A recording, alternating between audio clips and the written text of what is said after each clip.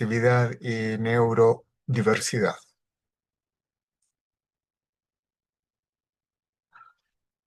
Pero antes quiero comentarles de que me voy a basar en tres autores que son importantes para fundamentar mi presentación. La primera es una autora muy importante. Se llama Martha Nussbaum. Su teoría es la teoría de las capacidades humanas. Ella plantea que el desarrollo personal y social no consiste en conjugar el verbo tener, yo tengo, tú tienes, sino más bien el ser y el hacer, es decir, que las personas puedan ser y hacer realmente con sus vidas. ¿Quién soy y qué hago realmente con mi vida? Este enfoque redefine la noción del pensamiento como una capacidad ética, emocional y creativa, orientada al florecimiento humano. Este enfoque sobre las capacidades está fundada en 10 ideas principales. Yo aquí voy a entregar tres que son las más relevantes, resumidas en tres que son relevantes. Vivir una experiencia plena y digna, en armonía con uno mismo, con los otros y con la naturaleza. Cultivar la sensibilidad del pensamiento y la creatividad como formas de realización humana. Y participar libre y responsablemente con la construcción de una vida común justa y significativa. Los modos del pensamiento, según Nussbaum, va más allá de la lógica instrumental. Lo concibe como una actividad que integra la razón, la emoción y la imaginación. Para ella no es razón, sino que es razonamiento, como que junta la palabra razón con sentimiento, razonamiento. En su teoría puede distinguirse cuatro modos de pensamientos interdependientes: pensar de manera crítica, pensar imaginativamente, pensar en forma ética y pensar en forma creativa, que consiste en ejercer la libertad de comprender, valorar y transformar el mundo con sensibilidad, razón y compasión. Este concepto en la educación tiene mucha importancia, porque es la educación la que se va a preocupar de desarrollar estas capacidades del pensamiento y de la emoción. Para ello, Nussbaum define que la educación debiera ser humanista, basada en las artes y la filosofía y las ciencias sociales, que fomenten ciudadanos capaces de juicio crítico y empatía. Para ella, educar el pensamiento significa enseñar a los individuos a pensar con libertad, sensibilidad y creatividad. Esto conecta directamente con la noción de justicia cognitiva, reconociendo la pluralidad de modos en que los seres humanos sienten, imaginan y comprenden el mundo. En síntesis, el pensamiento, entendido desde la filosofía de Nussbaum, es una fuerza ética y transformadora. No se limita a procesar información, sino que configura el modo en que los seres humanos construyen sentido, ejercen empatía y desarrollan su libertad. En este contexto educativo, esta visión promueve una pedagogía del florecimiento humano, donde cada persona puede desplegar sus capacidades intelectuales, emocionales y creativas al máximo de su potencial. Un segundo autor que nos va a ayudar en la parte más bien epistemológica es Jerome Brunner, uno de los psicólogos más influyentes del siglo XX. Revolucionó la psicología al concebir la mente como un sistema activo que construye significados.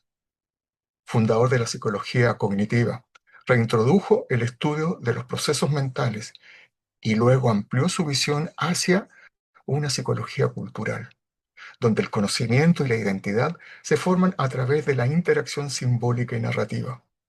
Su obra integró la ciencia cognitiva con la educación y la cultura, mostrando que aprender es interpretar el mundo y otorgarle sentido. ¿Qué nos propone Brunner. Y en este caso, las ideas más centrales que están en relación con la presentación. Habla de los modos de representación. Brunner propuso que la mente organice la experiencia en tres formas complementarias. Una relacionada con la acción, otra relacionada con la imagen y finalmente con el símbolo. Estas no son etapas de desarrollo, sino que modos persistentes de representar la realidad que coexisten con el pensamiento humano. Uno paradigmático y otro narrativo. El primero apunta a lo lógico científico y el narrativo apunta a lo simbólico cultural. Así el primero se preocupa de coherencia lógica y el segundo de la construcción de significados. La imaginación es el núcleo del pensamiento narrativo. Permite interpretar el mundo, crear posibilidades y construir el significado simbólico.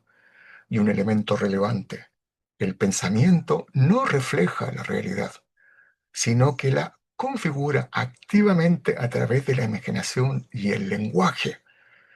Esa configuración es propia de cada uno de nosotros y esa imaginación es propia del mismo modo que el lenguaje está dado por la forma particular como cada uno de nosotros organiza las experiencias. Habla también Brunner del pensamiento creativo y divergente. Considera que la creatividad y la divergencia es un proceso cognitivo universal, no es un don excepcional.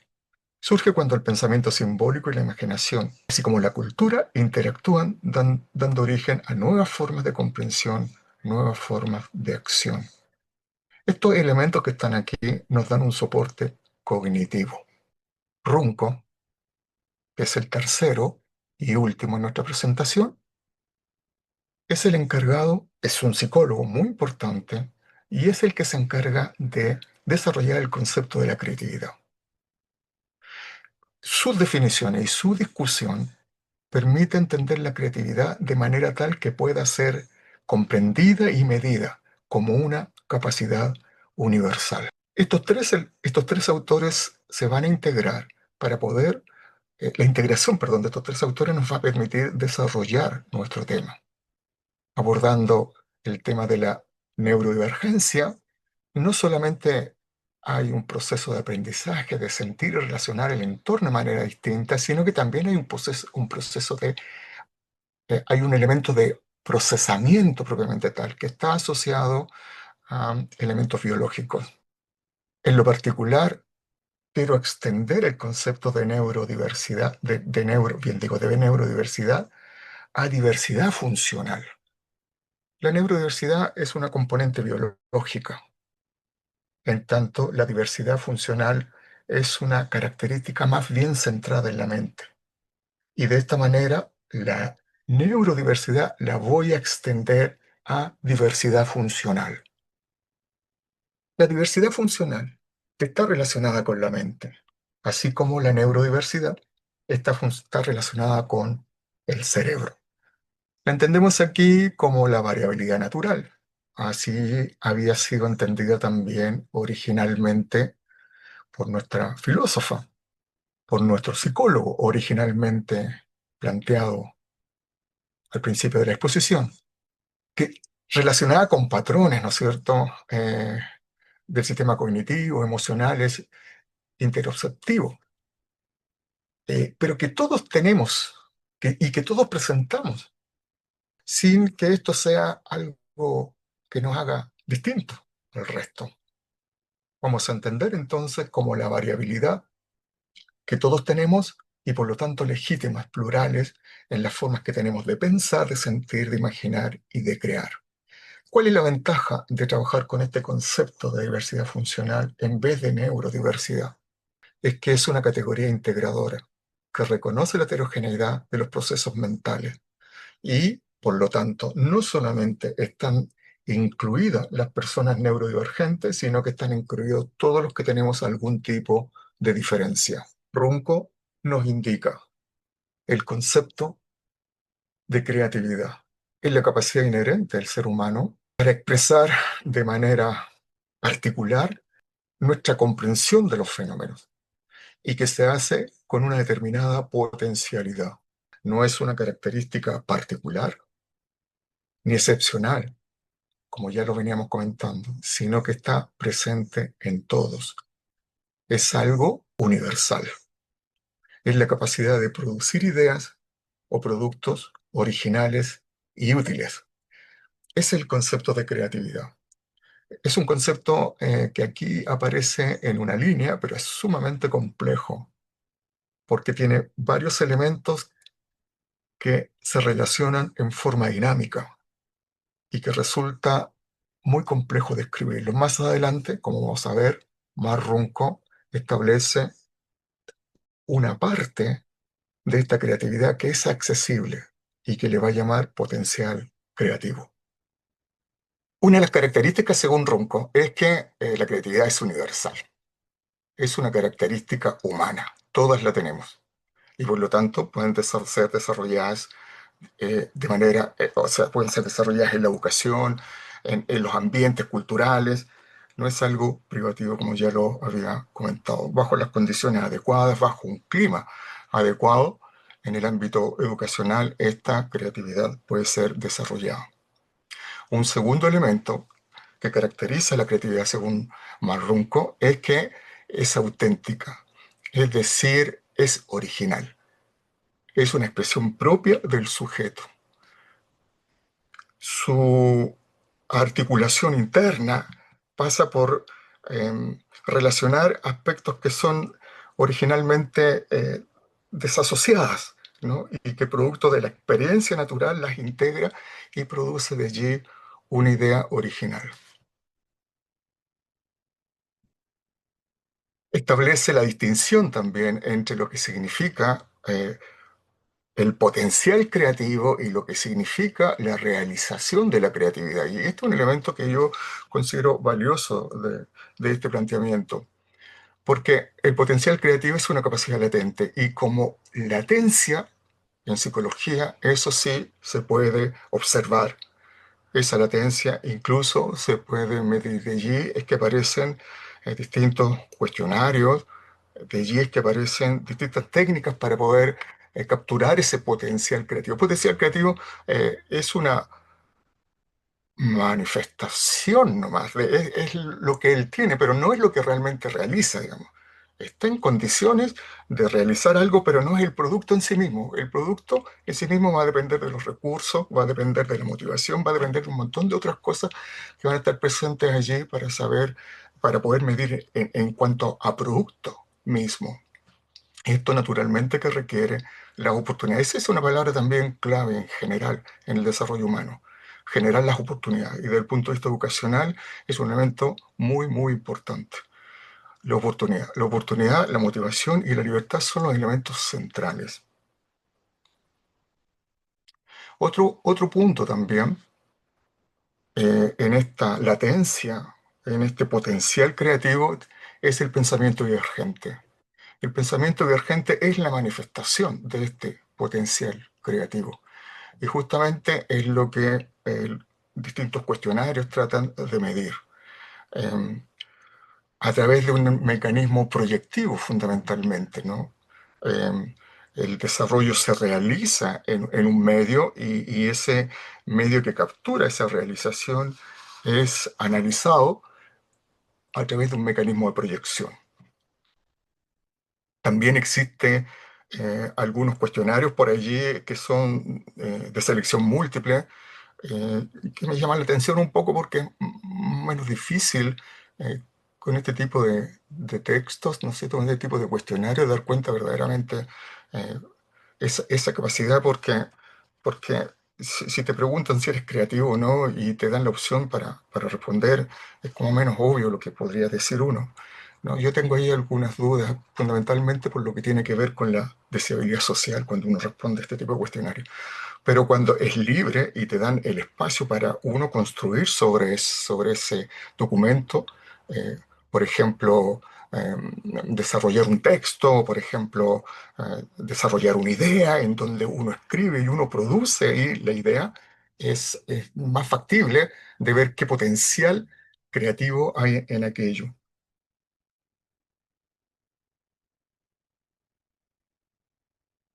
Claro, este elemento también es relevante, ¿no? Y es muy importante. La creatividad no es un proceso aislado. La creatividad está en un contexto social y eso es muy relevante. Si bien es cierto, el pintor, ¿no es cierto?, pinta y ya está solo, ¿no? Pero en general, lo que él plantea es que la creatividad necesariamente tiene que ser relacionada con otros, ¿no? Le da este un carácter social que a mí me interesa muchísimo, especialmente en lo relacionado con la educación. Y significa también el desarrollo de las emociones con otros, una característica importante que incorpora Runco en su definición.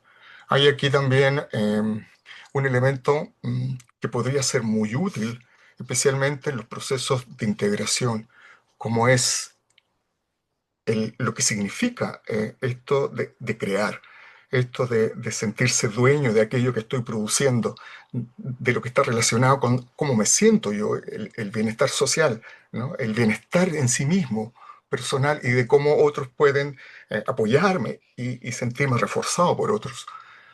Bienestar personal y también la mirada social de aquello podría también ayudarme a integrar si es que estoy muy distante del resto del grupo.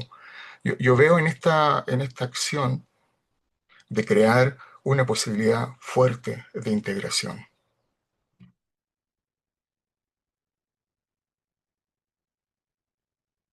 La alta sensibilidad.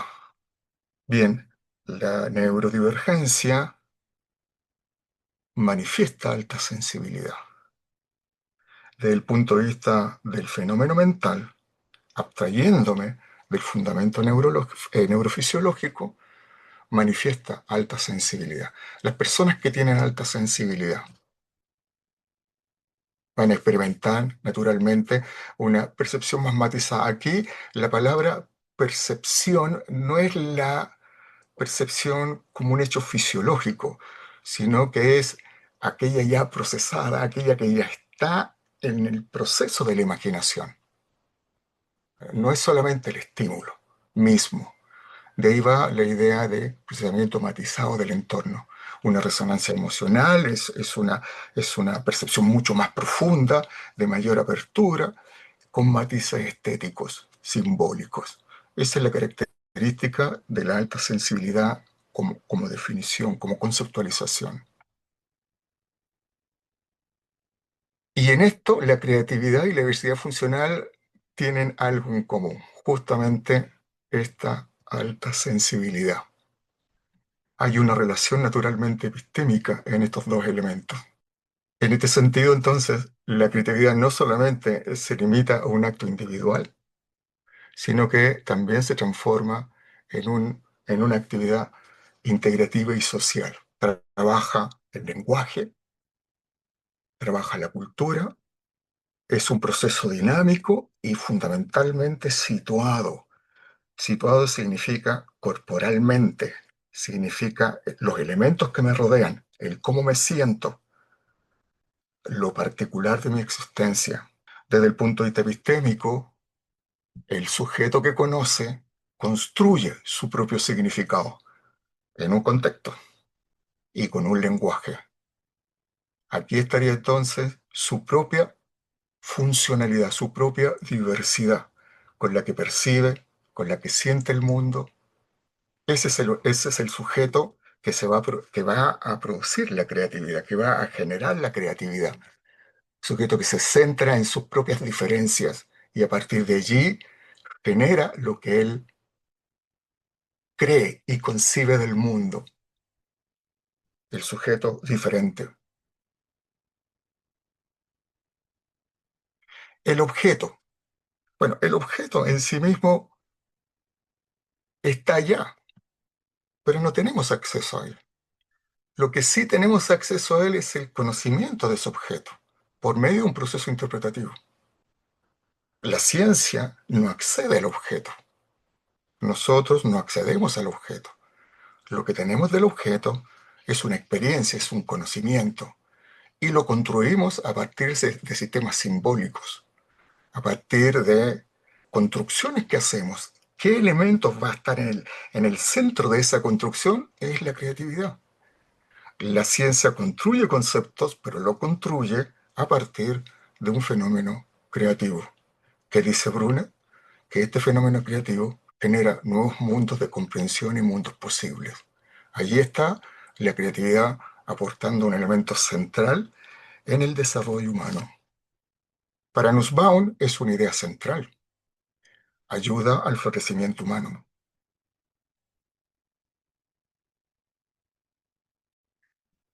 La relación entre la alta sensibilidad y la diversidad funcional.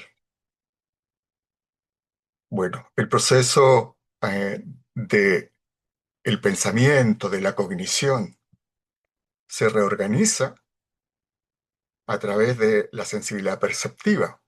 No es solo la percepción, es la sensibilidad perceptiva la que aporta esta riqueza junto con la emoción, con la motivación y la energía que va a permitir entonces eh, crear. Pero no es una creación por crear, es una creación que tiene un significado, que en general lleva un propósito.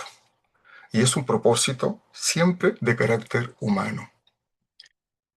Emerge, ¿no es cierto?, de nuestro pensamiento, de nuestra experiencia frente al mundo complejo. Desde el punto de vista de las diferencias entre los sujetos, desde el punto de vista de la diversidad funcional, este concepto nos ayuda a profundizar esta visión de la alta sensibilidad. Naturalmente, podemos reconocer en ella cada mente, cada particularidad y percibir cómo cada uno, de manera individual, diferente, construye su propia realidad. Esto permite enriquecer y diversificar el conocimiento. Bueno, los fundamentos psicológicos de la creatividad. Para Runco, como para Brunner, ¿no es cierto?, es relevante esta mirada de la creatividad porque va más allá de simplemente el hecho de algo, sino que es posible llevar a mundos distintos. Es posible avanzar y construir lo que uno esperaría como mundo. Está en nuestras manos lo que viene. Está en nuestras manos el mundo que queremos. Sin embargo, eh, nos podemos encontrar, a pesar de favorecer, ¿no es cierto?, la sensibilidad, a pesar de favorecer la creatividad, igual este proceso no es algo evidente, ¿no? Puede ser que esta misma sensibilidad pueda afectar esta creatividad, porque va a depender de cómo nuestra emocionalidad y de cómo esa percepción refinada se nos dé. Si nosotros buscamos el perfeccionismo, probablemente pueda inhibir nuestra expresión creativa. Si nosotros no tenemos estrategias para el autocontrol o la autorregulación, perdón, también eso puede afectar. Si dejamos que nuestras emociones nos desborden, probablemente eso no nos ayude en la producción creativa, en nuestro potencial creativo, y puede convertirse en este momento en una limitación más que en una bondad. Así que esta diversidad, incluso también incorporando a la neurodivergencia, ¿no?, podría también transformarse si no hay ciertas gestión eh, de nuestras emociones, de nuestra experiencia misma, ¿no es cierto?, podría afectar nuestra capacidad creativa e inhibirla. La emoción también, naturalmente, desempeña un papel esencial en la creatividad. La modula. Son la fuerza, son lo que nos impulsa, son las que nos llevan adelante en este proceso creativo, pero requiere un equilibrio. Allí, naturalmente, debería estar la educación. Allí debería estar el profesor, naturalmente, el entorno, ayudando en este proceso del equilibrio entre la curiosidad, el asombro, el entusiasmo y la persistencia y la reflexión. La intensidad afectiva puede ser el motor, ¿no es cierto?, de nuestro proceso creativo, pero esa energía debemos saber controlarla. Esa energía, naturalmente, es la que va a buscar el sentido, la coherencia y la realización personal. Esto es lo que me gusta de Nussbaum, que si nosotros podemos gestionar esta emocionalidad, si nosotros podemos gestionar esta diferenciación, estos modos diferenciados de nuestras emociones, de nuestro, de nuestro fenómeno mental, podríamos nosotros encontrar la realización personal. Y no solamente nuestra realización personal, sino que generar también una transformación de nuestro entorno. Respecto de la pregunta, efectivamente, la creatividad y la alta sensibilidad comparten un mismo origen. Están todos basados en la diferencia funcional de la mente.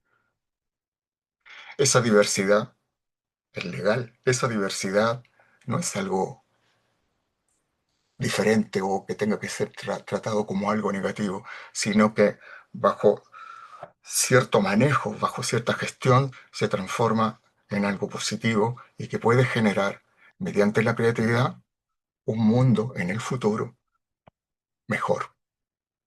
La creatividad naturalmente surge de la interacción entre nuestros modos de pensar, la cognición, la emoción y la motivación. Enseñar los procesos, la enseñanza, perdón, nos va a llevar a, a controlar esta emocionalidad em,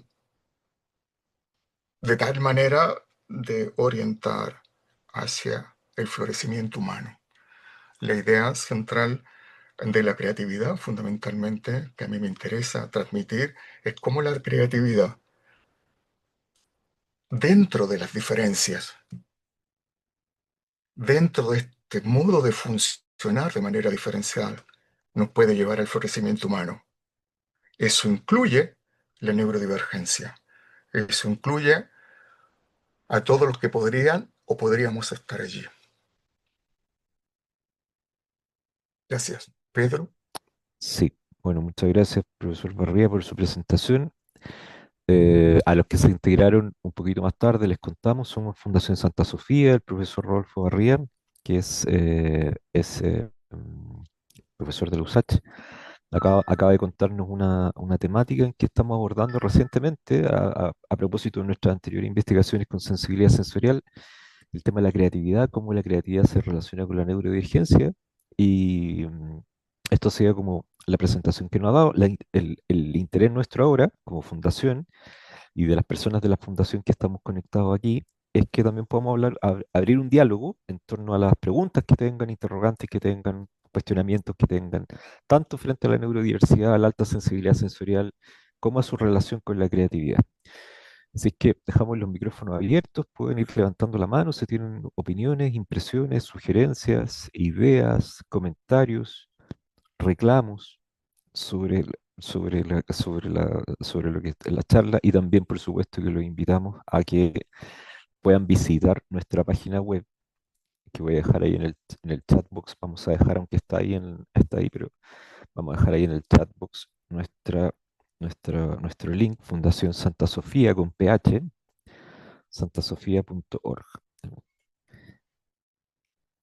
Bueno, bienvenida a todas las personas que se fueron incluyendo, y podemos conversar un poquito más de la creatividad. El profesor Barría lo ha abordado desde tres autores. Los estudios de la creatividad no son recientes, o sea, los estudios de la creatividad se dan con mucha fuerza a partir de los años 50, en la era de la posguerra de Estados Unidos, año 40, 50, y empiezan a indagar, a aparecer muchos estudios sobre creatividad en Estados Unidos, fundamentalmente, al estudio científico de la creatividad.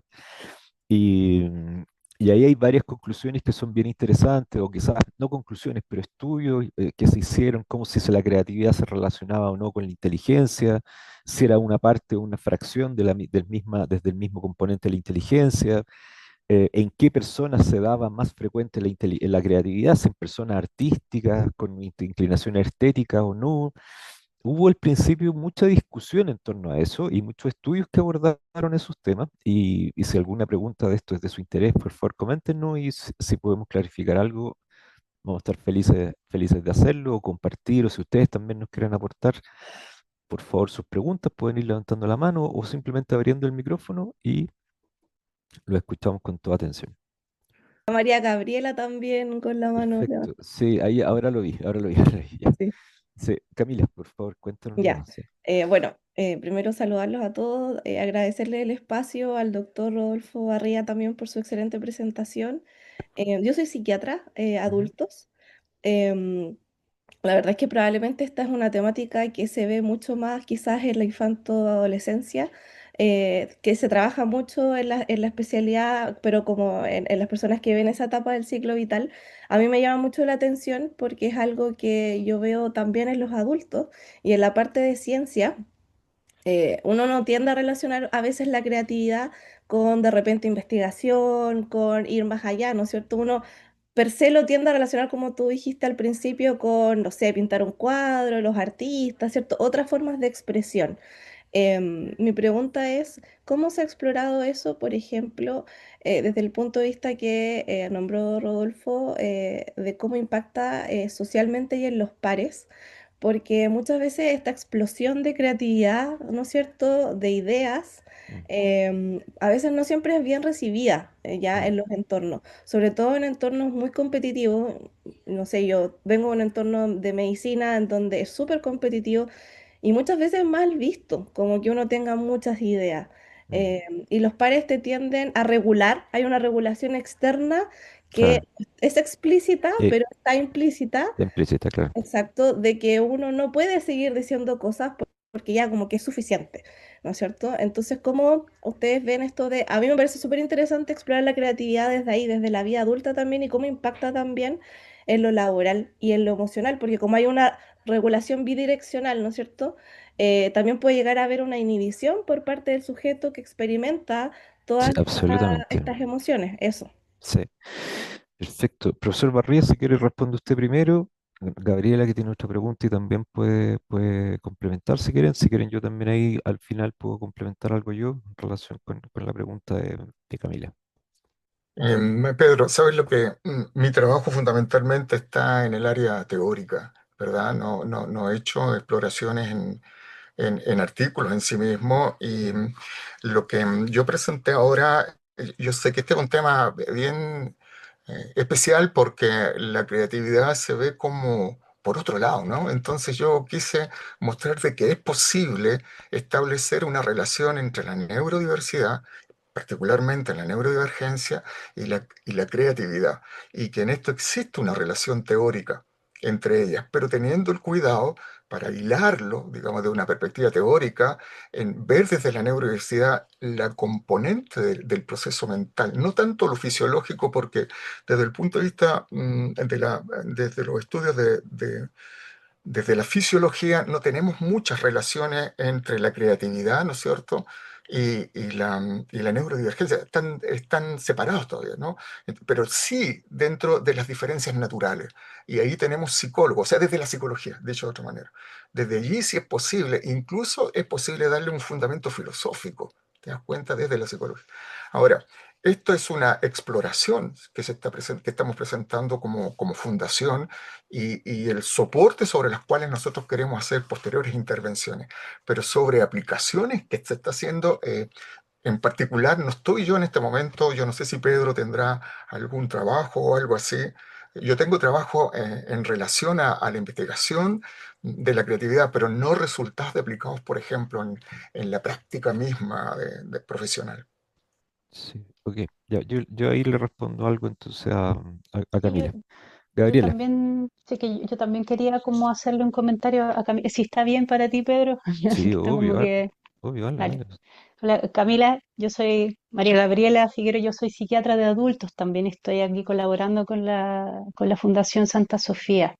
Entonces, empatizo totalmente con lo que estás diciendo, entiendo a lo que te refieres, y creo que me hace mucho sentido como lo que planteas pensando también en algo que nosotros como fundación creemos que se puede traslapar con el tema de la neurodiversidad y la creatividad, que es el tema como de las altas capacidades, ¿no?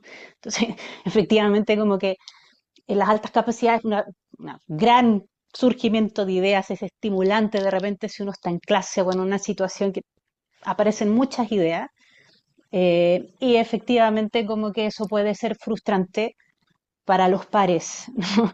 Entonces, bueno, en verdad esto como en esa línea como que se ha estudiado, ¿no? Y sabemos que como que es muy importante para las personas que como que tienen altas capacidades, que se puede ver esto como que sea como una cosa como súper positiva porque uno es más inteligente o lo que sea, pero no necesariamente porque efectivamente uno es distinto que otros y eso también tiene un aspecto como negativo, ¿no? Esto de sentirse distinto, sentirse separado, sentir rechazo, sentir aislamiento, sentirse como alguien diferente, que es algo que podemos compartir como quizás con otras neurodivergencias o neurodiversidades. Em, Así que nada, pues, en el fondo es como muy importante, yo creo también como poder reconocerse como tal, aprender justamente que hay contextos en los cuales quizá hay que aprender justamente cómo a regularse. Yo creo que la terapia personal ayuda mucho, pero también hay otros contextos en los cuales la propia creatividad, ya sea como en el área cognitiva, como en el área es súper bien recibida y yo creo que es muy importante también poder encontrar lugares donde eso como que tenga salida. Encontrar una comunidad de personas donde uno también como que pueda tener ese eh, como soporte o dejar como de enmascarar como de cierta forma, ¿no?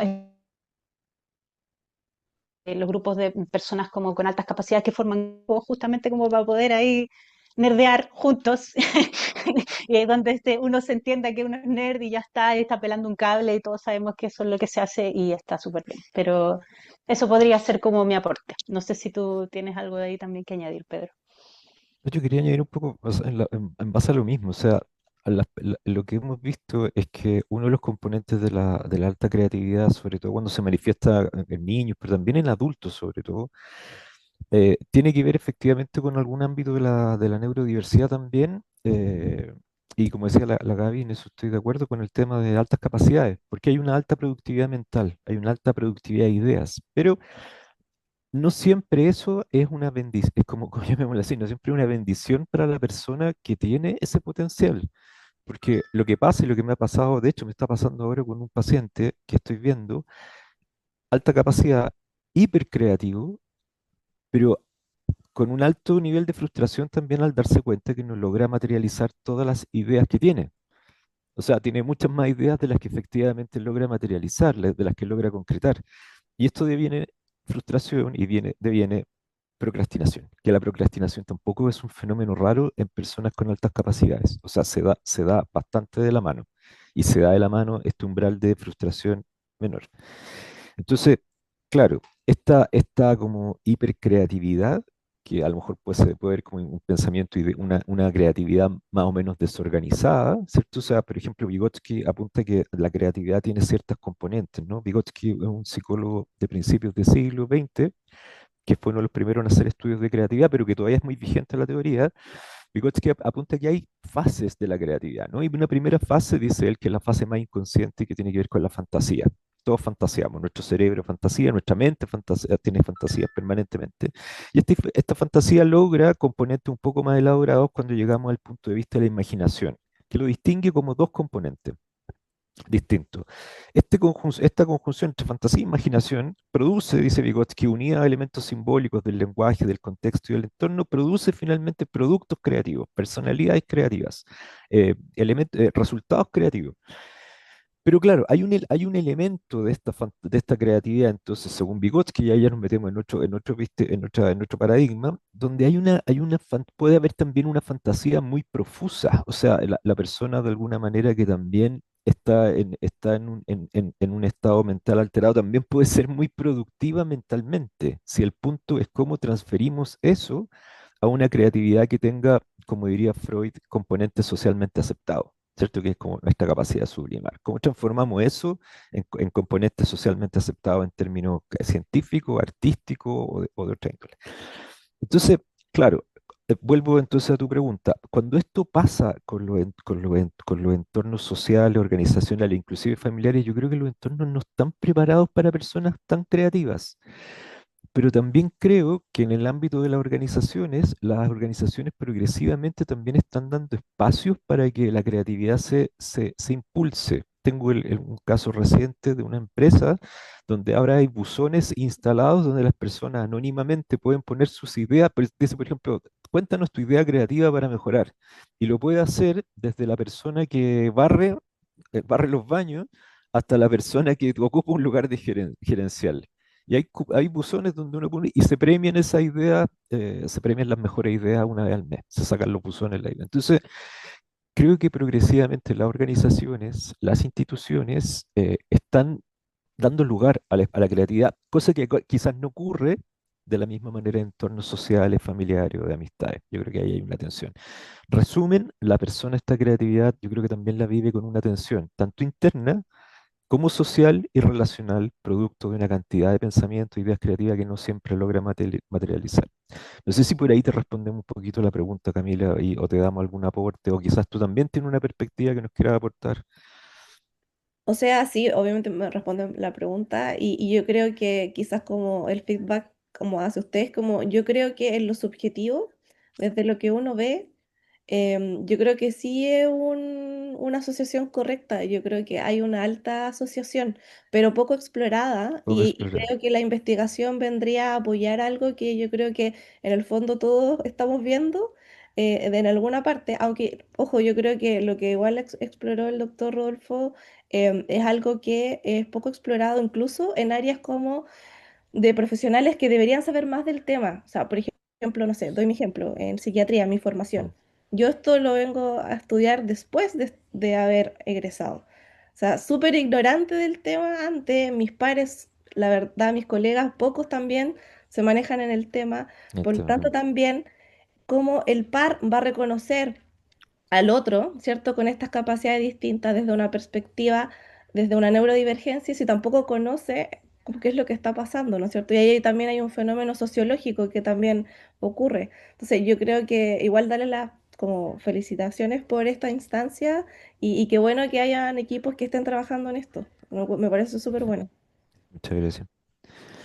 Aprovecho a propósito del equipo, aprovecho a presentar a los que estamos acá del equipo, está por ahí, bueno, el profesor Rolfo Barría, que ya lo conociste, estaría María Gabriela Figueroa, que es nuestra psiquiatra y también arteterapeuta, está Ana Karina Morales, que es psicóloga y también quien hace evaluaciones de A22, ADR, César Jara por ahí conectado también, que se aparece en su icono, que es quien está en el área educacional, psicólogo clínico también que está en Linares. Y está Catalina, que es nuestra coordinadora por ahí también. Así que ahí aprovechamos de presentar al equipo a propósito de esta presentación del profesor Barrea. ¿Hay más preguntas por ahí? ¿Comentarios, sugerencias? Hay una pregunta Ay, en el chat, Pedro, que está Ah, súper ya, buena. espérame, voy, Quiero- voy para como allá. que- Voy para allá. A ver, dice Augusta, Alejandra, muchas gracias a todos. Ya sigue, muchas gracias. De Augusta, qué lindo lo que dice María Gabriel respecto a los grupos donde tenga salida. Sí, totalmente es necesario eso.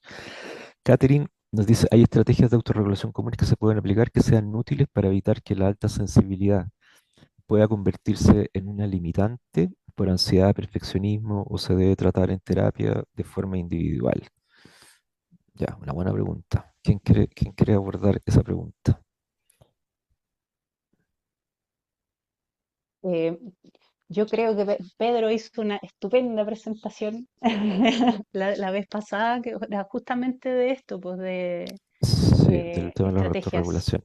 Sí, le comento a O sea, Catherine porque vamos a subirla, pero abordamos tres estrategias en la charla pasada, que ahí me tocó a mí presentar, que eran tres estrategias basadas, uno, en lo que se llaman como nature-based therapies, todo lo que tiene que ver con contacto con la naturaleza, que es una línea de investigación que en nuestros países se viene desarrollando hace harto rato ya, todos los beneficios derivados del contacto con la naturaleza a nivel corporal, fisiológico, inmunológico, etcétera, etcétera. Eso, uno, naturaleza. Dos, todo lo relacionado a lo que está diciendo ahí Ana Karina con mindfulness y prácticas meditativas, contemplativas. Hay una segunda parte. Y tercero, que es lo que vimos que también toca precisamente a la Gabriela, que es todo lo que son terapias basadas en arte. O sea, el arte como un canal de expresión. el arte tiene la capacidad de expresar cosas que de repente no logramos, como se dice, apalabrar, ¿no? Como un neologismo, no podemos poner en palabras. Y el arte en la capacidad de representar simbólicamente tiene esa capacidad también de dar salida de repente a emociones que están ahí contenidas y el trabajo, la elaboración simbólica con lo artístico. Seguramente hay más, pero nosotros lo que presentamos las semanas pasadas fueron estas tres estrategias que son las que están más documentadas científicamente. O sea, y nosotros hicimos una presentación con evidencia científica sobre estas tres formas de abordar y tratar de apoyar la autorregulación en niveles educacionales, en niveles organizacionales y a nivel personal con el tema de la alta sensibilidad sensorial. No sé si, ¿quién fue quien hizo la pregunta? Catherine. Catherine, no sé si por ahí te respondo. Esa charla la vamos a grabar de nuevo porque no quedó grabada, pero vamos a hacer de nuevo como esa charla con las diapos y todo, y la vamos a subir a nuestro canal de YouTube, que lo vamos a lanzar pronto. Así que ahí les recomiendo que nos sigan por redes sociales para que estén atentas a esa noticia. Nuestra red social es Santa Sofía, nuestro Instagram, Santa Sofía-Fundación. Y por ahí vamos a estar comunicando Instagram, ¿cierto? Por ahí vamos a estar comunicando todas las noticias del canal de YouTube. Vamos a subir esta charla, la otra charla sobre las estrategias de bienestar y las otras charlas que también puedan venir en el próximo tiempo. Catherine, no sé si te contesté. Tú por último me puedes ahí mandar por chat un mensajito si quieres. Sí, la Catherine pone aquí súper muchas gracias. Ah, ya, ya. Ah, no, Así que yo ¿por qué creo que yo no sí, lo veo? Ah, ya, ya, ya, ya no lo sí, había está visto. Ya, en el chat. ya, perfecto. Ok. ¿Alguien más que tenga alguna pregunta? Colega, Gabriela, tú tienes la mano arriba, ¿querías comentar algo más? Sí, dale nomás.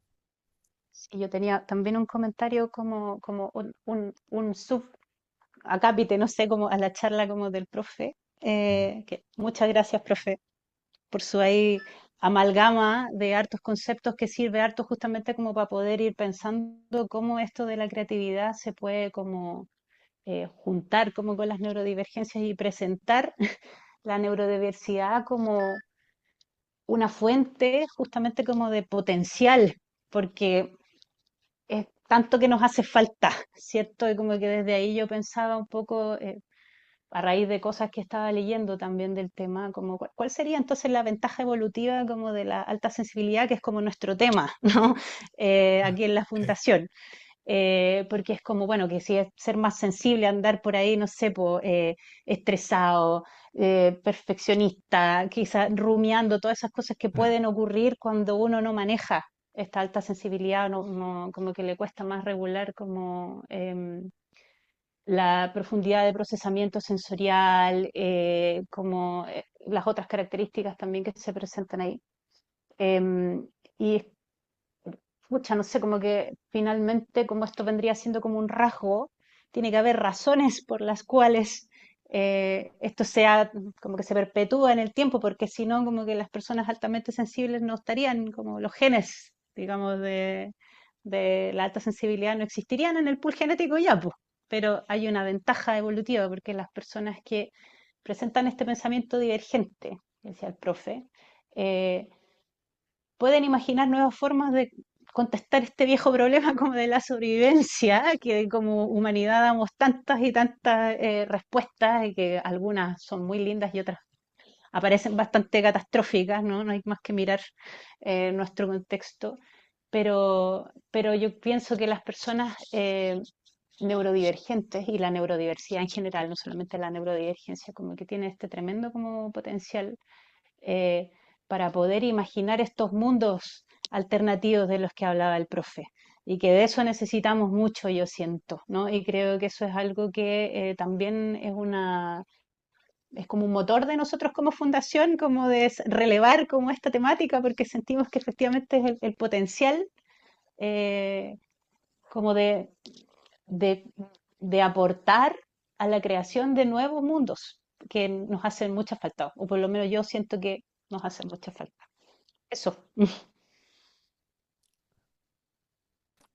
Bien, ¿alguna pregunta más por ahí? ¿Preguntas, dudas, alguna interrogante de base teórica?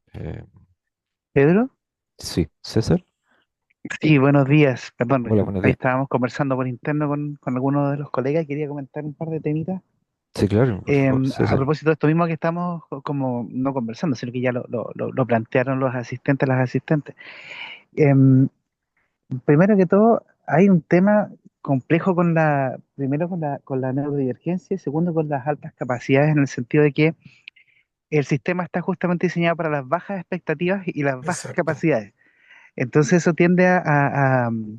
a chocar mucho, sobre todo la gente, yo trabajé en servicio público muchos años y en realidad en general el sistema está diseñado de una forma un poquito inhumana. Es parte, César, ah, colega, espérate, pero- te interrumpo un poquito. sí, ¿Podrías presentarte así brevemente para que también la gente que está con nosotros nos conozca que eres parte del equipo y qué es lo que haces? y- ok, bueno, mira, mi nombre es César Jara, yo soy psicólogo de profesión, psicólogo clínico de hecho de primera formación. Me pasé al lado oscuro de la fuerza y me metí al ámbito educacional, a full, justamente para, trabajé en Sename y en otras partes, entonces mi constante frustración me llevó a educación, que es un lugar donde uno puede intentar diseñar cosas. Eh, Eso es un punto. Magíster en salud mental infanto-juvenil en contexto educativo y ahora estoy haciendo un doctorado en psicología en la línea de educación. Y estoy estudiando el tema de la confianza estudiantil, la motivación, la participación estudiantil y, bueno, y ese tipo de temas que son un poquitito contracorriente. Y lo que quería comentar es que efectivamente, como el sistema está diseñado de una manera, lo primero que uno va enseñando en terapia, así como en otros espacios, por ejemplo, con niños, pero también con adultos, es a generar espacios protegidos, espacios seguros para ese tipo mira, más que rasgos, yo creo que tiene que ver con motivaciones, con intereses.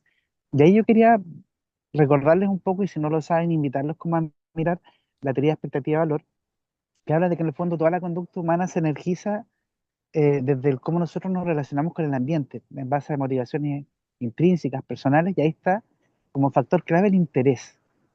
Y eso es complementado con otros factores más extrínsecos como la utilidad de las cosas, el costo. El ejemplo claro, o sea, yo como niño tengo que aprender matemáticas si no me voy a sacar un rojo. Eso es como una utilidad, como no sacarme el rojo y me va a servir a futuro para estudiar una carrera. Eso como extrínseco. Pero intrínsecamente mi interés, lo que me toca más mi corazoncito, puede ser a lo mejor leerme un libro, leerme a lo mejor el de los anillos, por decirte algo, o algún otro.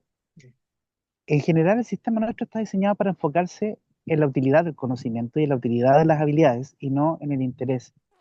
Pero en el caso de las personas neurodivergentes y en el caso de las personas con alta sensibilidad, claramente, como lo expresaba el profesor Rodolfo Barría, hay una mayor sensibilidad, valga la redundancia, a los elementos de interés, a lo que a mí me mueve internamente. Y obviamente, como en general el sistema no está diseñado para que nosotros nos expresemos en eso o crezcamos en eso, genera frustración efectivamente. Finalmente, la gente que pareciese funcionar mejor o que es más feliz con este funcionamiento es aquella que logra crear sus espacios protegidos, tranquilos, sus comunidades, como bien planteaban. Eso como una reflexión y una invitación también a investigarlo y efectivamente sigue afectando y en un mundo que está diseñado para neurotizarnos, para la redundancia, Claro. claramente viene muy bien poner bajar un par de cambios y mirar justamente estos fenómenos. Eh, no desde la productividad, sino desde la humanización de los procesos. Quizá. Eso, un pequeño reflexión quizá, Sí, y muchas agradecer gracias. al profesor Barría. Muchas gracias. Gracias. ¿Alguien más que tenga algún comentario? O Camila, si tú quieres replicar algo. Miren, yo por mientras, si alguien tiene alguna pregunta, puedo comentarle algo que lo he visto desde la experiencia clínica. No es un estudio, es solamente una constatación desde la experiencia. Hay mucha gente que llega a consulta por creatividad frustrada. Hay mucha gente que llega a contextos cuando uno empieza a hacer la exploración de sus vidas en la biografía.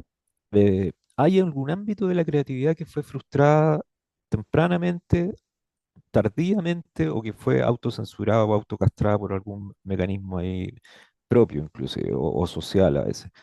Y eso me llamó mucho la atención. En particular también me llamó mucho la atención una vez que yo hice la pregunta en la carrera de psicología, que es donde estaba haciendo clases, y le pregunté a los chiquillos que cuántos querían ser psicólogos y habían postulado psicología como primera opción.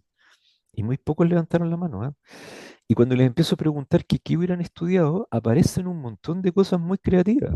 Una vez me hubiera gustado una niña, decía, me hubiera gustado hacer diseño de ropa, diseño de moda.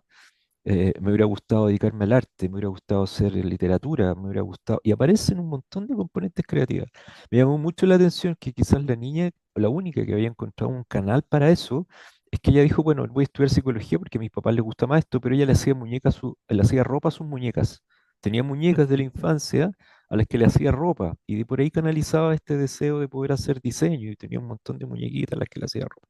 De hecho, me llevó algunas. Tengo otra niña que quería ser diseñadora y que tengo un sticker que lo tengo pegado en el computador todavía, que lo tengo hace mucho tiempo, y esa ya diseñaba y hacía sticker que se los regalaba a los compañeros. Entonces, es cierto, de repente hay, en la medida que yo creo que canalizamos esa creatividad innata que probablemente todos tenemos y que se puede dar en distintos ámbitos, no solo en lo artístico, hay gente que es muy creativa para hacer negocios, hay gente que es muy creativa para el ámbito científico, hay Mm, gente que es muy creativa también para hacer el mal. También y para hacer esto. sí. Lamentablemente la creatividad es una potencialidad de múltiples caras, pero, pero me llama la atención que en la clínica el adulto de 40 años llega muchas veces con un deseo creativo frustrado. Y a veces la clínica pareciera que no siempre se trata de abordar o tratar el problema como la extinción de una conducta, sino que como expandir capacidades que tienen que ver precisamente con esta creación y esta relación creativa con el propio self, que es algo que quizás desde la clínica lo patologizamos harto, pero también es la exploración del potencial creativo de cada uno, como en la perspectiva más rogeriana, creo que también tiene un lugar y un sentido. Eso quería comentar al margen. Alejandra tiene la mano arriba, parece. No, no veo. Sí, Alejandra. Sí, Hola, yo. Alejandra. Hola, hola, un gusto, Hola, ¿cómo Alejandra. están Muchas todos? gracias. Contar un poco mi experiencia. Bueno, estoy en el cerro, por eso tenía la cámara Te vemos, apagada. sí. Sí, sí. Mira, yo tengo 53, empecé una psicoterapia, bueno, una de mis tantas, pero recientemente la última empecé a fines de junio y mi psicólogo me notificó, por decirlo de alguna forma, como neurodivergente. Ujú, Em, y ha sido tan bueno saber como esta condición, como ponerle un nombre, porque yo, bueno, sentía que algunas cosas me costaban más, otras que me salían más fácil, como con respecto a los demás, pero como saber el concepto, para mí fue súper bueno. Cuando le dije a mi hermana, por ejemplo, oye, te tengo una noticia, y me dice, ya, ¿qué? Soy neurodivergente, y me dice, pero eso lo sabemos. Pero yo, en el fondo, yo no lo sabía. Y desde ahí, en la psicoterapia, ir trabajando como esta creatividad también. Yo soy música, y soy asistente social de profesión, pero mi primera vocación fue cantar, la música, y bueno, ha sido como resignificar también mi experiencia laboral, mi experiencia como cotidiana, ha sido súper bueno, así que lo agradezco un montón, saber que tengo esta condición y que se puede trabajar mucho, o sea, con ella, digamos. Eso. Muchas gracias, Alejandra. Y muy de acuerdo. De repente el saber que uno es neurodivergente le da un Ujú. sentido, hace que la narrativa, que la biografía propiamente tenga otro color, ¿no? Ahí Ana Sí, Karina, otro color. sí, otro color, o sea, se, Ujú. or- se organiza de una manera distinta. Y eso es bien, bien, Exactamente, es bien, es pacificador del alma, diría yo, en cierto sí, sentido. Sí. Oye, tal cual. Oye, a propósito, dos cosas. Ana Karina Morales, que también es de nuestra, que es la psicóloga que hace evaluaciones de A22 y ADR, entre otras cosas, está recomendando el libro Neuromundos de la Católica, dice. Es una puerta de entrada a entender las neurodivergencias. Tiene cuentos, dice, entonces recomienda ese libro. Y también te quería preguntar, Alejandra, si es que estás por ahí todavía, ¿qué te hace la naturaleza? Sí, Porque justamente estamos hablando, alguien nos preguntó de los mecanismos reguladores, qué sé yo, y nosotros le contamos que habíamos hecho una charla donde planteábamos tres bases que son las más estudiadas, que era arte, naturaleza y prácticas meditativas tipo mindfulness. Entonces, te veo que estás justo sí, en el cerro. ¿Qué te pasa a ti sí. ¿Cómo, Eh, cómo te ayuda? Mira, desafío mi propia resistencia, porque yo no soy así deportista, ni que me guste levantarme temprano. Ahora que empieza el tiempo mejor, me cuesta menos, pero Mm, igual es como ir contra, en el fondo, quizás como mi inercia. mm, eh, y, y ese desafío, como lograrlo, finalmente subir el cerro, es como, es como yo puedo, ¿cachai? Como claro, lo disfruto tanto cuando estoy acá, que toda la previa, digamos, de ay, la lata de levantarse, todo eso, eh, eso como que queda atrás. y, y me encanta, pues me encanta aquí como mirar las flores, me encantan las flores. eh, Eso, como un desafío para mi modorra, por así decirlo, como claro, claro. para quedarme ahí donde estoy. Uy, claro. Eso. Sí, gracias. No, además que yo ahí les comento también, y la naturaleza también para las personas altamente sensibles también se transforma en una experiencia estética, porque efectivamente hay un goce y un disfrute con la naturaleza, y eso Mm, también es regulador, pensando que las personas altamente sensibles totalmente. o algunas personas de la neurodiversidad también tienen un componente estético muy desarrollado. Entonces la Sí, naturaleza también es una experiencia estética de inmersión que de todas maneras nos provoca cosas favorables. ¿Alguien que quiera me comentar? encanta. Muchas gracias, Alejandra. ¿Alguien que quiera comentar algo respecto? Laura, Sí, Laura, Camila, Laura y Camila. Laura, por favor, bienvenida. Muchas gracias. Hola a todos, a todas. Hola a todas. Hola, hola. No, también quería comentar compartiendo un poco mi experiencia. Primero, bueno, soy Laura, tengo 35 años, soy publicista. Llegué acá porque a través del tiempo, del autoconocimiento, me he dado cuenta que hay señales que indican neurodivergencia, alta sensibilidad también. Y bueno, si bien mi carrera tiene mucho lado creativo, mi primera opción fue estudiar ingeniería comercial, a pesar de que un test que hice vocacional me tiraba por el área de las artes.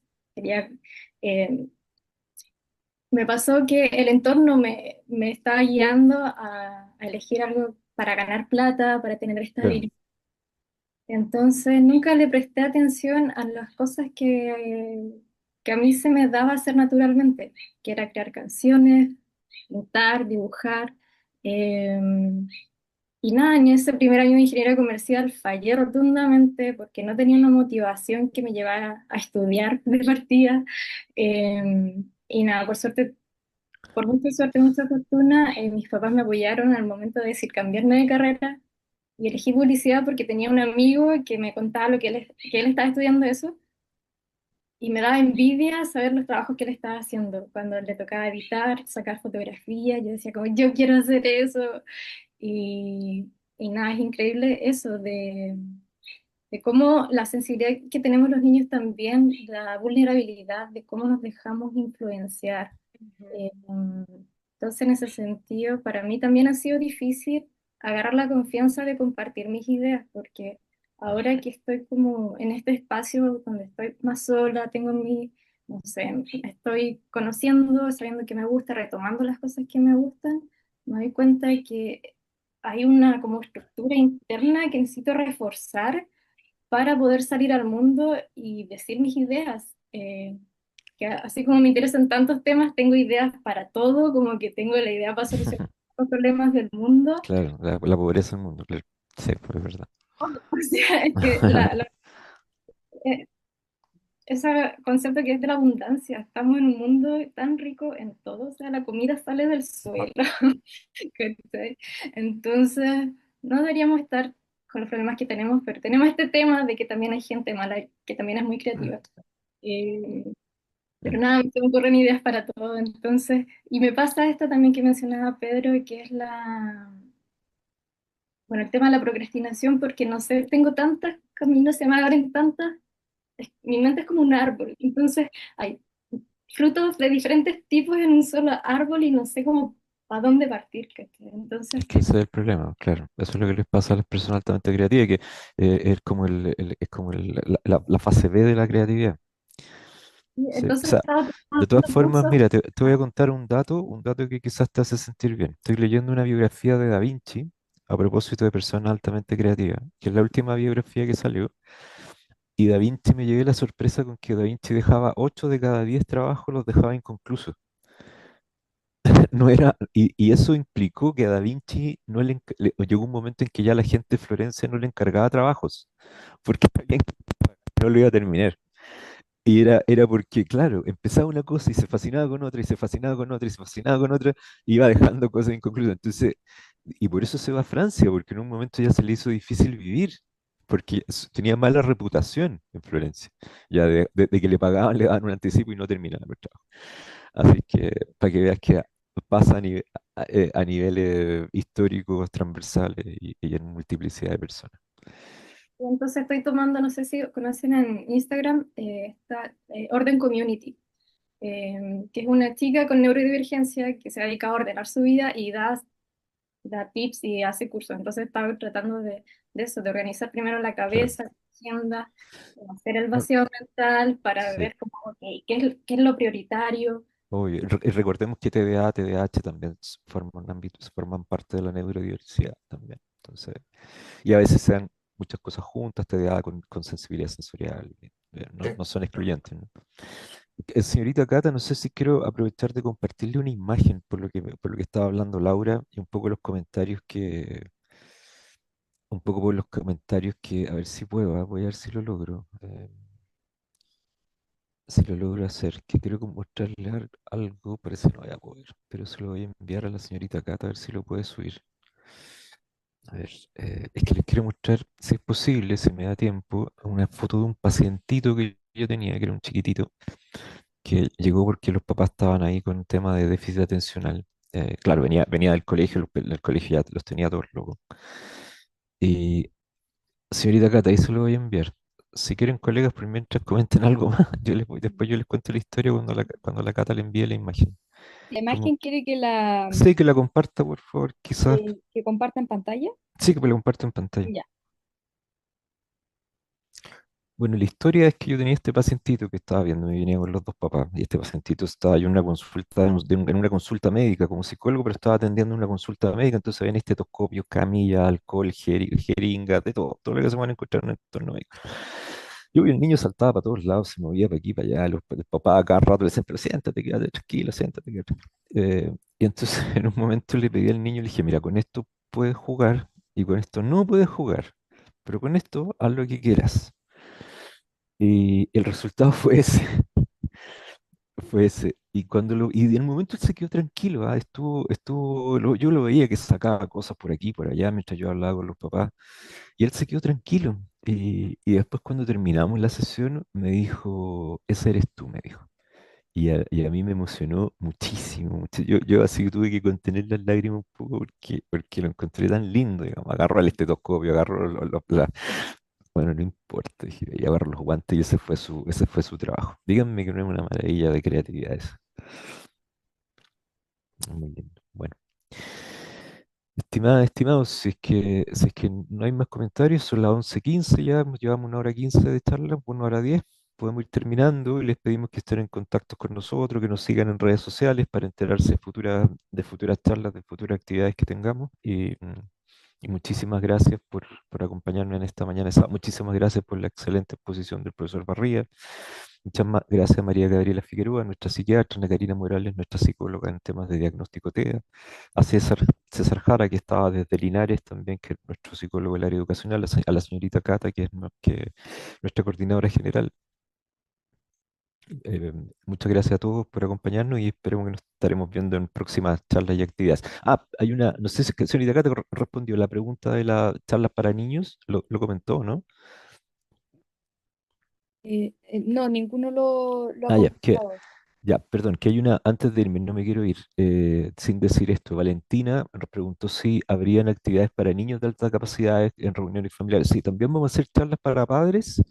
En un futuro vamos a hacer charlas para padres y talleres para padres para abordar también el tema de las altas capacidades en los niños y en los entornos sociales. Así que por eso ojalá estén atentos a nuestras redes sociales. Muchísimas gracias. Pueden visitar nuestra web también. Si quieren colaboraciones, participar con nosotros, si nos quieren invitar a dar talleres, si nos quieren invitar a colegios, instituciones, vamos gratuitamente, no cobramos nada. Así que por favor cuenten con eso. Ahí tienen el contacto. Les dejo también mi correo para los que quieran también, si se quieren comunicar con nosotros.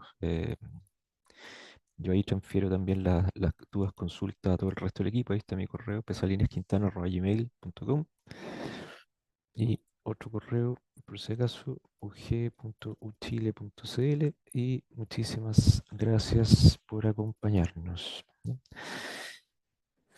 Eso es. Colegas, muchas gracias. Que estén muy bien. Chao, gracias. Gracias a todos. Cuídense todos. Gonzalo, muchas gracias. Gracias.